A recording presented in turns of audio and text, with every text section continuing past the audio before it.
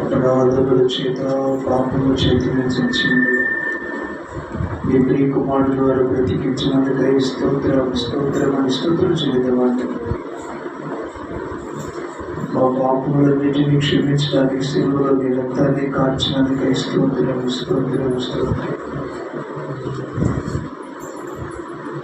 భయంకరమైన వ్యాధులు, మరణము, సంప్రాప్తమవుతుంది. ఆ వ్యాధుల నుంచి విడిపించడానికి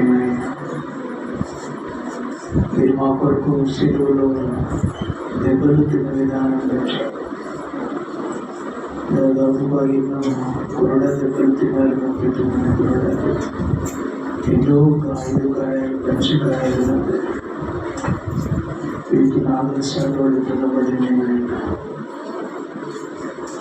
దేవాన్ని కొందనాలు. మాకు స్వస్థతని ఇవ్వడానికి మీరు దెబ్బలు తిన్నారు.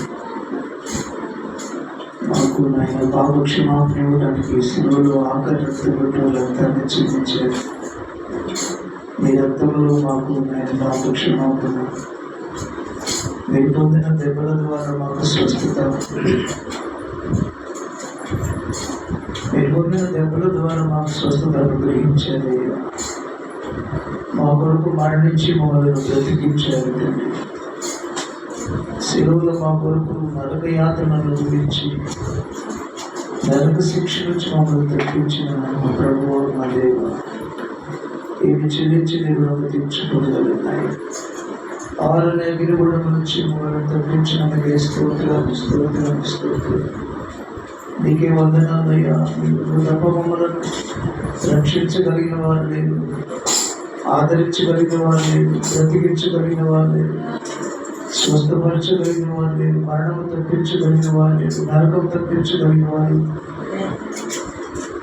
శిలువను, మరణాన్ని, సాతాను ముద్రను, లోకాన్ని జయించి జయశీలుగా తిరిగి లేచారు కాబట్టి నాయన మీరు అధికారం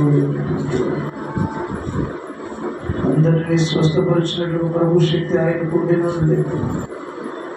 పాపములు క్షమించే అధికారం కలిగిన వాడని అధికారం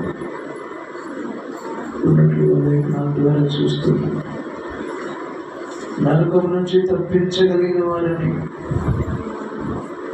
దేవానికి అధికారం.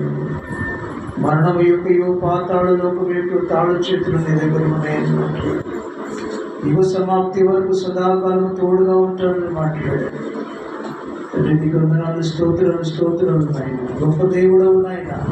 ఆరాధనకు యోగ్యుడవు.